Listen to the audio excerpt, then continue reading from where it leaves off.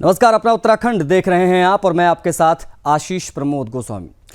चमोली लेकर चलेंगे जहां पर इस वक्त मुख्यमंत्री पुष्कर सिंह धामी संबोधित कर रहे हैं, कुछ बोल रहे हैं, देखिए क्या कह रहे हैं। देश का संविधान बना रहे थे, उस समय संविधान के अनुच्छेद 44 में वह प्रावधान करके गए कि देश के अंदर समान नागरिक संहिता का कानून लागू होना चाहिए, यानी कि देश में रहने वाले हर एक व्यक्ति के लिए एक समान कानून लागू होना चाहिए। भाइयों बहनों, ये समान नागरिक संहिता लागू करना, यहाँ विधेयक बनाना, ये गंगोत्री देवभूमि उत्तराखंड से निकालने का काम आप सब लोगों ने किया है। ये विधेयक के रूप में पारित हो गई है और इसी माह ये एक्ट बनकर तैयार हो गया है। हम उसको लागू करने जा रहे हैं। इतना ही नहीं, अब बाहर से जमीन खरीदने वालों के खिलाफ भी हम कठोर कार्रवाई कर रहे हैं, उसकी भी गहनता से जांच कर रही है। और कोई भी व्यक्ति इन नियमों का उल्लंघन करता हुआ पाया जाएगा या पाया जा रहा है तो उनकी जमीनें सरकार में निहित किए जाने का हमने प्रावधान कर दिया है। आपने देखा होगा बहुत सारी जमीनें आज, चाहे वो कोई छोटा हो बड़ा हो, कहीं भी अगर उसने कानून का पालन नहीं किया है तो कानून अपना काम करेगा। भाइयों बहनों, हम बहुत जल्द जन भावनाओं के अनुरूप एक सख्त भू कानून बनाकर राज्य के मूल स्वरूप के साथ खिलवाड़ करने वालों के खिलाफ भी कड़ी कार्रवाई सुनिश्चित करेंगे। इसकी प्रक्रिया में गतिमान है। एक और जहां हम विभिन्न प्रकार की योजनाओं और विकास योजनाओं के माध्यम से प्रदेश के इंफ्रास्ट्रक्चर को मजबूत करने के साथ साथ आम व्यक्ति के जनजीवन को ऊपर उठाने का प्रयास कर रहे हैं। वहीं दूसरी ओर कांग्रेस पार्टी हमेशा, जिसने भ्रष्टाचार को बढ़ावा देने के साथ साथ सनातन को भी बदनाम करने का पाप किया है, कांग्रेस पार्टी के पास न तो कोई नीति है, न ही इनकी नीयत ठीक है। भाइयों बहनों, कांग्रेस के नेता पूरी कोशिश में कि किसी तरह से निकाय के चुनाव में जीते और फिर भ्रष्टाचार का खेल फिर से शुरू करें। वैसे तो आप सब लोग बहुत समझदार हैं और कांग्रेस पार्टी के किसी भी उम्मीदवार को नगर पालिका में ही नहीं, पार्षदों में भी आप किसी उम्मीदवार को चुनाव में जीतने नहीं देंगे। पर एक बार ये सोचकर देखिए, माना ये गलती से जीत भी गए तो ये क्या करेंगे? मैं बताऊं ये क्या करेंगे? बताऊं? जब आप इनसे अपने क्षेत्र के विकास के बारे में बात करेंगे, अभी गणेश शाह ने बताया कि वो जीतने के बाद क्या क्या करेंगे। यहाँ आरती शुरू करवाएंगे, यहाँ पार्किंग बनवाएंगे, यहाँ मल्टीप्लेक्स कॉम्प्लेक्स बनाएंगे, मैरीन ड्राइव शुरू करवाएंगे। अब इनके पास जाएंगे, किसी विकास कार्य को करने को कहेंगे तो कहेंगे, उनका क्या जवाब होगा? उनका एक ही जवाब होगा कि अरे भाई, हम जीत तो गए, अब हम काम कैसे करें? हमारी तो सरकार ही नहीं है, प्रदेश में भी सरकार नहीं है, देश में भी सरकार नहीं है, हम कुछ नहीं कर सकते। मैं आप सभी से पूछता हूं, ऐसी स्थिति में इन लोगों को जिताना ही क्यों है, जो काम ही नहीं कर सकते? भाइयों बहनों, कांग्रेस पार्टी आज इतने नीचे गिर चुकी है कि हमारे द्वारा जो विकास के काम किए जा रहे हैं, जो निर्णय लिए जा रहे हैं, जनता के लिए जो योजनाएं लागू की जा रही हैं, उन योजनाओं तक का विरोध करने में लगे हैं। मैं कांग्रेस वालों से पूछना चाहता हूं, क्या कांग्रेस को इस बात का दुख है कि हमने उत्तराखंड की हमारी मातृशक्ति के लिए, महिलाओं के लिए 30% का आरक्षण सुनिश्चित किया है? उनके कठिन जीवन को देखते हुए किस प्रकार उनके जीवन की चुनौतियां हैं कि वो हर क्षेत्र में आए, क्या उनको इस बात का दुख है? या आंदोलनकारियों को हमने 10% का आरक्षण दिया है क्या, इसलिए वो दुखी है? कांग्रेस को इस बात का दुख है कि पहले बुजुर्ग दंपत्ति जो परिवार में 2 होते थे तो एक को पेंशन मिलती थी, एक को नहीं मिलती थी। भाइयों बहनों, हमने दोनों बुजुर्ग दंपत्तियों को पेंशन देने का प्रावधान कर दिया। गरीब परिवारों को पक्का घर और हर साल 3 गैस के सिलेंडर हम मुफ्त में दे रहे हैं। कांग्रेस को इस बात का दुख है कि आदरणीय मोदी जी के नेतृत्व में 500 साल से कई पीढ़ियां जिसके लिए खप गई, भगवान राम का मंदिर बन गया, भव्य और दिव्य मंदिर बना। इस बात का दुख है। कांग्रेस को इस बात का दुख है कि देश के अंदर जहां हमारे इसी देवभूमि उत्तराखंड के लाल या चमोली के लाल जाकर जो शहीद होते थे, अपना बलिदान देते थे और वहां पर आतंकवादी पत्थर मारा करते थे, पत्थरबाज वहां पर आ जाया करते थे, हमारे सुरक्षा बलों के ऊपर हमला करते थे और प्रधानमंत्री मोदी जी के नेतृत्व में वहां धारा 370 समाप्त कर दी गई, जो ऐसी आतंकवादी, अलगाववादी और जिहादी घटनाओं को बढ़ाने वाली थी, और 3 तलाक जैसी जो कलंक है वो समाप्त हुआ। या फिर कांग्रेस को इस बात का दुख है कि आज हमारा उत्तराखंड हर क्षेत्र में आगे बढ़ते हुए देश के अग्रणी राज्य बनने की दिशा में कदम बढ़ा रहा है। आखिर क्यों ये कांग्रेस के लोग प्रदेश के विकास और जनकल्याणकारी योजनाओं में तरह तरह की बाधाएं पहुंचाने की कोशिश करते हैं? मैं आज इस मंच से आप सब लोगों को विश्वास दिलाना चाहता हूं कि कांग्रेस के लोग जितने भी षड्यंत्र कर लें, जितनी भी बाधा कर लें, लेकिन हम चाहे कर्णप्रयाग हो, गौचर हो, या चमोली जनपद हो, या पूरा देवभूमि उत्तराखंड है, उसके विकास कार्यों में कोई बाधा नहीं आने देंगे भाइयों बहनों। हम उसको आगे बढ़ाने का काम करेंगे इसी प्रण के साथ कि एक बार पुनः आप सभी से यह आह्वान करता हूं कि आगामी 23 जनवरी को कमल के निशान पर वोट देकर आपने कर्णप्रयाग से श्री गणेश शाह को और यहां गौचर से भाई अनिल नेगी को भारी मतों से, और इनके साथ जो हमारे सभासदों की टीम है, ये तभी ठीक से काम कर पाएंगे, ठीक प्रकार से विकास योजनाओं को धरातल पर उतार पाएंगे, इनको भी भारी बहुमत से जिताएंगे, ट्रिपल इंजन लगाएंगे, निकायों में जो है भाजपा की सरकार बनाएंगे और हमारे सभी सभासद प्रत्याशियों को भी विजय बनाएंगे। बताइए आप सभी लोग। निकाय चुनाव सामने है और बीजेपी प्रत्याशियों के समर्थन में जनसभा को संबोधित कर रहे पुष्कर सिंह धामी बढ़ेंगे आगे अगली खबर की तरफ। देखिए, ड्रग तस्करी की कमर तोड़ने की तैयारी में है सरकार, ये बड़ी खबर आपको हम बताएंगे। गृह मंत्री अमित शाह ने कमान खुद संभाली हुई है। आपको बता दें कि राष्ट्रीय सुरक्षा पर क्षेत्रीय सम्मेलन हुआ। सम्मेलन में वर्चुअली सीएम धामी भी जुड़े। कई राज्यों के मुख्यमंत्रियों ने इसमें हिस्सा लिया। उत्तराखंड में भी नशे के खिलाफ अभियान चलाया गया है। 2025 में ड्रग्स फ्री उत्तराखंड बनाने का उद्देश्य है। सीएम धामी के नेतृत्व में यह अभियान चलाए जा रहे हैं। वर्चुअली सीएम धामी भी जुड़े। दरअसल ये कई राज्यों के मुख्यमंत्री इसमें जुड़े हुए थे गृह मंत्री अमित शाह के साथ में, और नशा मुक्त कैसे किया जाए तमाम प्रदेशों को, उसको लेकर यहां पर चर्चा हुई और प्रण लिया गया है कि उत्तराखंड को भी 2025 तक नशा मुक्त किया जाएगा। 2025 में ड्रग्स फ्री उत्तराखंड बनाने का उद्देश्य है और ये बड़ी जानकारी हम आपसे साझा कर रहे हैं। मुख्यमंत्री पुष्कर सिंह धामी भी वर्चुअली जुड़े थे गृह मंत्री अमित शाह के साथ इस कन्वर्सेशन में। ये तस्वीर में हम आपको दिखा रहे हैं औद्योगिक बुनियादी ढांचे को।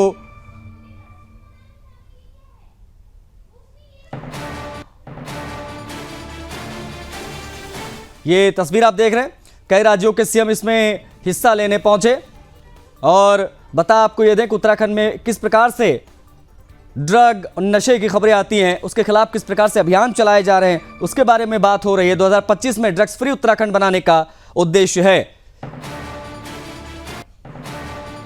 बड़ी खबर इस वक्त की हम आपको बता रहे हैं। ड्रग तस्करी की कमर तोड़ने की तैयारी में है सरकार। Anti narcotics task force ANTF की बात हो, खुद अमित शाह ने इसकी शुरुआत की और किस प्रकार से, फिर चाहे तस्करी की बात हो, फिर राष्ट्रीय सुरक्षा पर क्षेत्रीय सम्मेलन की बात हो, इन सभी पर चर्चा हुई और सम्मेलन में वर्चुअली सीएम धामी जुड़े। आपको बता दें कि गृह मंत्री अमित शाह के साथ में उत्तराखंड के मुख्यमंत्री पुष्कर सिंह धामी जुड़े और उन्होंने चर्चा की वर्चुअली जुड़कर।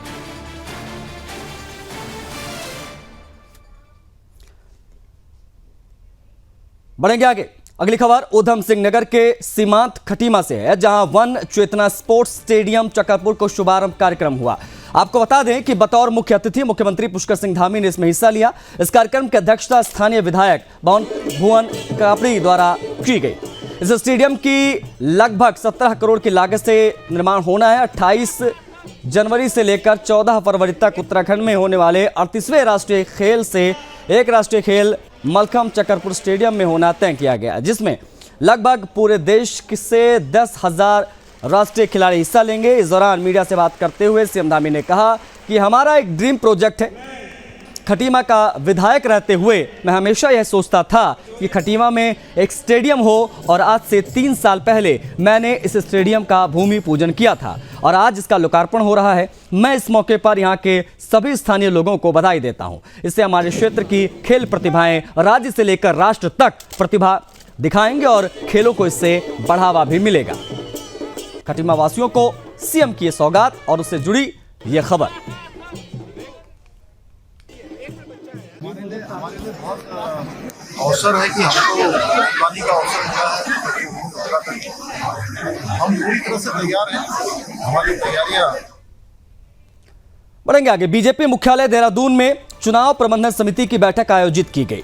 बैठक में निकाय चुनाव की रणनीति पर चर्चा की गई। इसके साथ ही चुनावी मैदान में उतरे बागियों पर कार्रवाई को लेकर भी निर्णय लिया गया है। देखिए, बैठक के संबंध में बताते हुए भाजपा प्रदेश अध्यक्ष ने कहा कि चुनावी कार्यक्रम की श्रृंखला पर चर्चा की गई, जिसमें सोशल मीडिया मैनेजमेंट हो, फिर चाहे प्रचार प्रसार के लिए बनी टोली के कार्यक्रमों पर चर्चा सभी यहां पर दिखाई दे। इसके साथ स्टार प्रचारकों के भव्य कार्यक्रम को लेकर भी चर्चा की गई। उन्होंने कहा कि बैठक में बागी उम्मीदवारों पर अनुशासनात्मक कार्रवाई भी की जाएगी। इसकी सूची आने पर जिलाध्यक्ष इसको अमली जामा पहनाएंगे।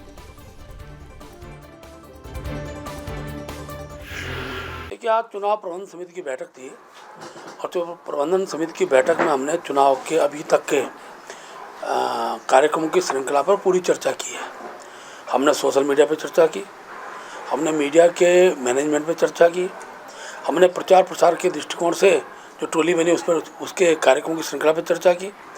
हमने आगामी दिनों के अंदर जो हमारा स्टार प्रचारक है, स्टार प्रचारकों के जो कार्यक्रम बनने हैं उस पर भी भव्यतम कार्यक्रम का स्वरूप दिखाई दे, उस वक्त प्रकार की चर्चा की। इसके साथ साथ पार्टी के खिलाफ चुनाव लड़ने वाले प्रत्यक्ष कार्यकर्ता या उनके परिवार का सदस्य, खासतौर पर उनकी पत्नी है, माता हैं, पिता हैं, ऐसे लोगों को हम तत्काल पार्टी से निष्कासित कर रहे हैं और हमने वो सूची मंगाई है जिलाध्यक्षों के द्वारा और जिलाध्यक्षों ही उन निष्कासन को अमली जामा पहनाएंगे।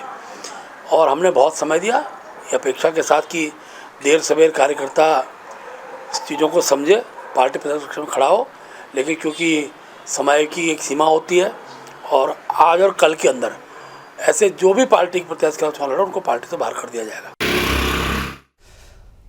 देखिए, उत्तराखंड में निकाय चुनाव के लिए भाजपा के स्टार प्रचारकों की सूची में उत्तर प्रदेश के मुख्यमंत्री यानी योगी आदित्यनाथ का नाम भी शामिल है, जिसको लेकर उत्तराखंड बीजेपी के प्रदेश महामंत्री आदित्य कोठारी ने कहा है कि योगी आदित्यनाथ को उत्तराखंड के लोग भी आदर्श मानते हैं। वो यूपी के मुख्यमंत्री हैं लेकिन उत्तराखंड के बेटे हैं और यहाँ के लोग उनको सुनना चाहते हैं। भाजपा प्रदेश अध्यक्ष महेंद्र भट्ट उनसे बात कर रहे हैं। जैसे ही उनको प्रोग्राम मिलते हैं तो वो उनकी 2 से 3 जगह पर जनसभाएं कराई जाएंगी। इसकी तैयारी हम कर रहे हैं।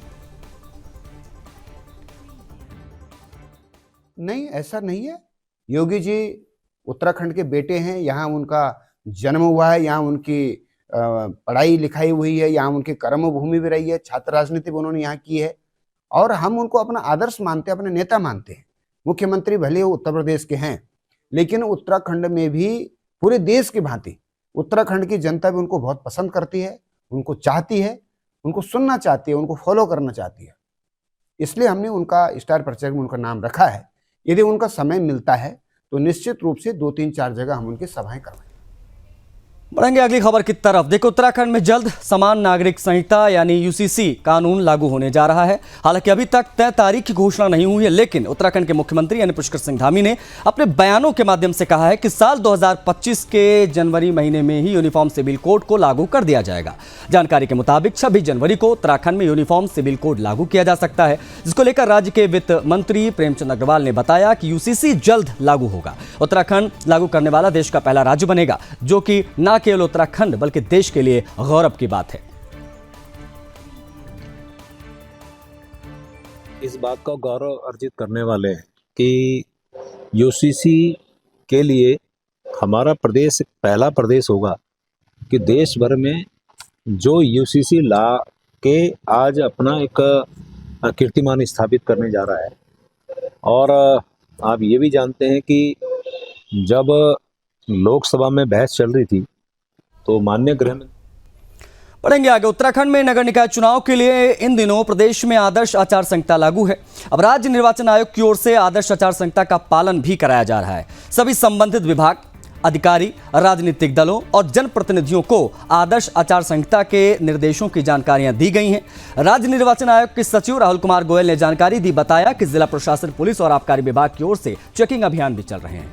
अभी तक 54 लाख से ज्यादा की अवैध शराब पकड़ी जा चुकी है। इसके साथ ही 9 करोड़ से अधिक की नारकोटिक्स भी पकड़ी गई है।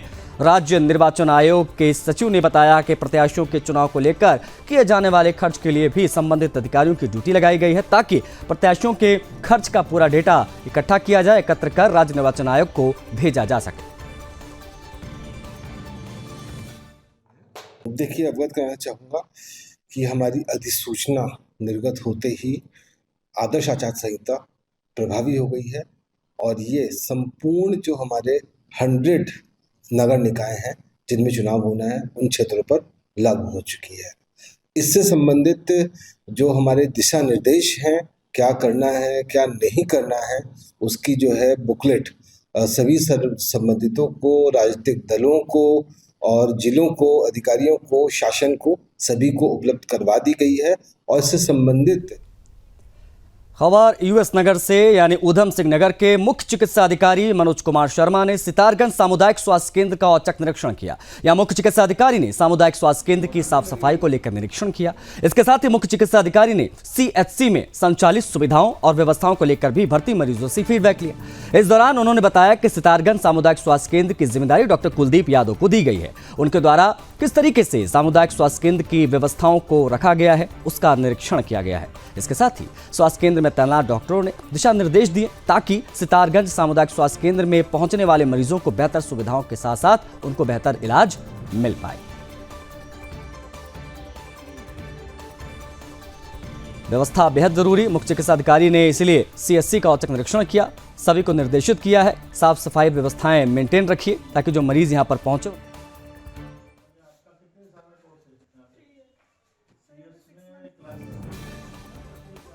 तो वो भी मुझे देखना था और बाकी डॉक्टर कुलदीप को मैंने नया कार्यभार प्रशासन उसका दिया है, तो उनकी व्यवस्थाएं भी थोड़ा जांचनी थी, किस तरह की व्यवस्थाएं बनाई गई हैं।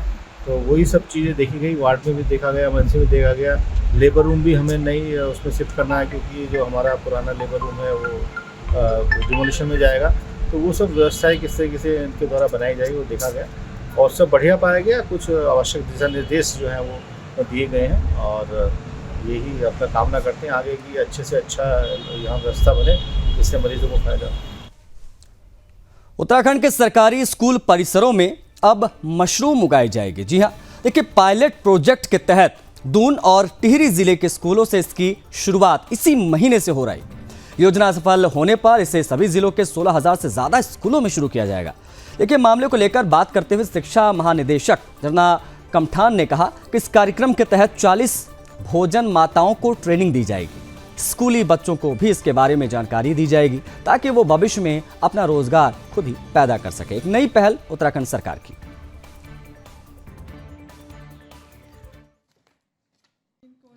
ये मशरूम कल्टीवेशन को लेकर के एक विभाग नवाचार करने जा रहा है, जिसमें जो हमारी पीएम पोषण योजना चलती है, जिसके अंतर्गत मिड डे मील दिया जाता है बच्चों को, उसमें कुछ भोजन माताओं को जो पायलट बेसिस पे अभी 2 जनपद देहरादून और टिहरी से 20-20 भोजन माताओं का चयन किया जा रहा है। उनको मशरूम कल्टीवेशन की ट्रेनिंग दी जाएगी और उनको विभाग मास्टर ट्रेनर के रूप में यूज़ करेगा। वो फर्दर और लोगों को भी ट्रेनिंग देंगे और फिर स्कूल में जाके भी मशरूम कल्टीवेशन पे कार्रवाई होगी। बच्चों को भी इस बारे में प्रशिक्षण दिया जाएगा, जिससे कि वो आगे चल के इसको भी व्यवसाय के रूप में यूज़ कर सकें। और साथ में मशरूम को जो उनका आहार है उसका हिस्सा बनाने का भी जो है पे भी कार्रवाई चल रही है। पौड़ी में वाहन चोरी की कई घटनाओं का स्थानीय पुलिस ने पर्दाफाश कर दिया। देखिए, इस दौरान चोरी की कुल 8 स्कूटी बरामद की गई और शातिर चोर को भी दबोचा गया, गिरफ्तार किया गया। वरिष्ठ पुलिस अधिकारी लोकेश्वर सिंह ने जानकारी दी, बताया कि कोतवाली कोटद्वार में कुछ लोगों ने शिकायती प्रार्थना पत्र दिए थे, जिसमें किसी अज्ञात व्यक्ति के द्वारा अलग अलग जगह से स्कूटी चोरी करने की बातें कही गई थी। शिकायत के आधार पर अज्ञात के खिलाफ मामला दर्ज हुआ, मुकदमा पंजीकृत किया गया, जांच हुई और आरोपी को गिरफ्तार किया गया। और 8 स्कूटी जो आप अपने टीवी स्क्रीन पर देख रहे हैं, इन्हें बरामद किया गया। ये सभी चोरी की थी। जनपद में वाहन चोरी की घटनाओं का संज्ञान लेते हुए व कार्रवाई करते हुए हमारी टीम्स के द्वारा एक अभियुक्त को गिरफ्तार किया गया है। जनपद में ये शिकायत बार बार प्राप्त हो रही थी कि किसी गैंग के द्वारा दोपहिया वाहनों की चोरी की जा रही है, जिसमें हमारे द्वारा 7 मुकदमे पंजीकृत किए गए।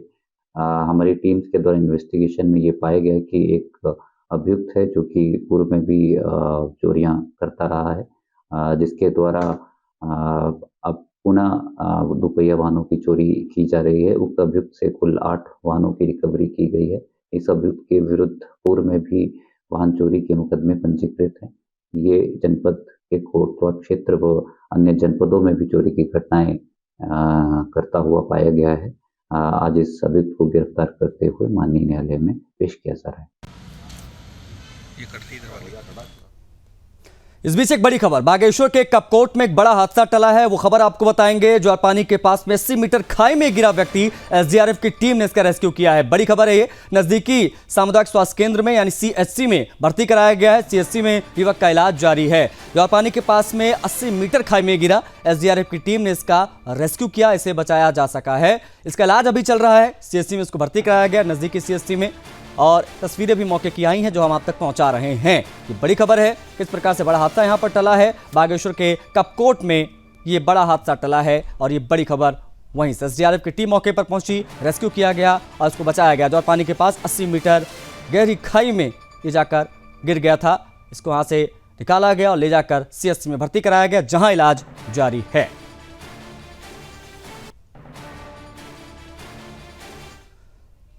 अगली खबर रुड़की के पिरान कलियर से है। पुलिस और बदमाश के बीच में मुठभेड़ की जानकारी मिली है। गो तस्करी करते पकड़ा गया आरोपी। मुठभेड़ के दौरान बदमाश को लगी गोली। जख्मी अवस्था में अस्पताल में उसे भर्ती कराया गया। आरोपी के अन्य साथियों की तलाश भी जुटी है। गो तस्करी करते ये पकड़ा गया है।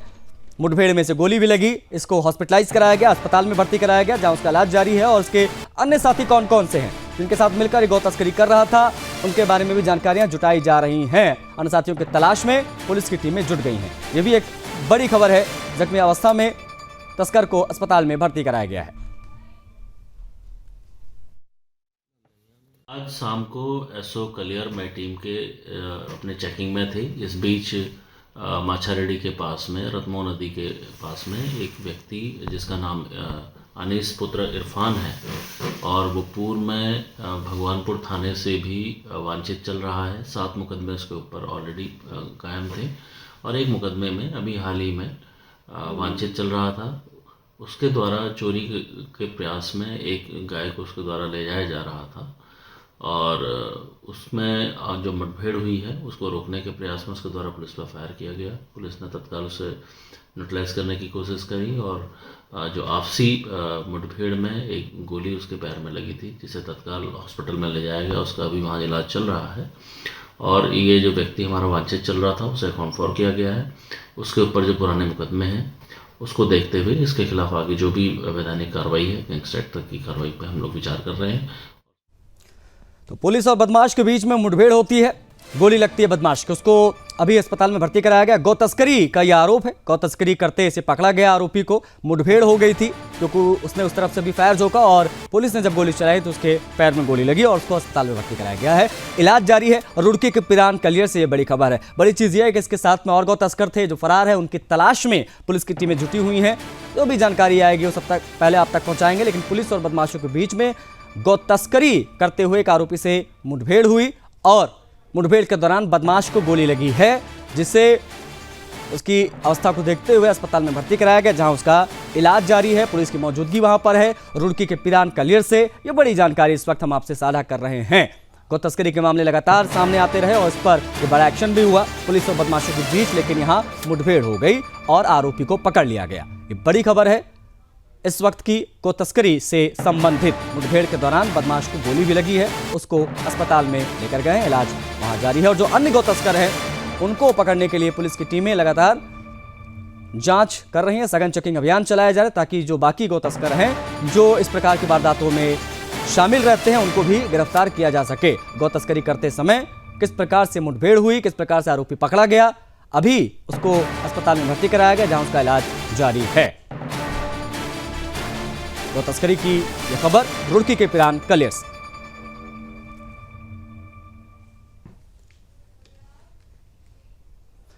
मुख्यमंत्री पुष्कर सिंह धामी के विजन 2025 तक उत्तराखंड को नशा मुक्त करने के लिए उत्तराखंड पुलिस लगातार काम कर रही है। प्रदेश में ड्रग्स के प्रति लगातार जीरो टॉलरेंस की नीति पर भी काम किया जा रहा है। इस जानकारी के साथ अपना उत्तराखंड में इतना ही। मुझे आज्ञा दीजिए। जय हिंद।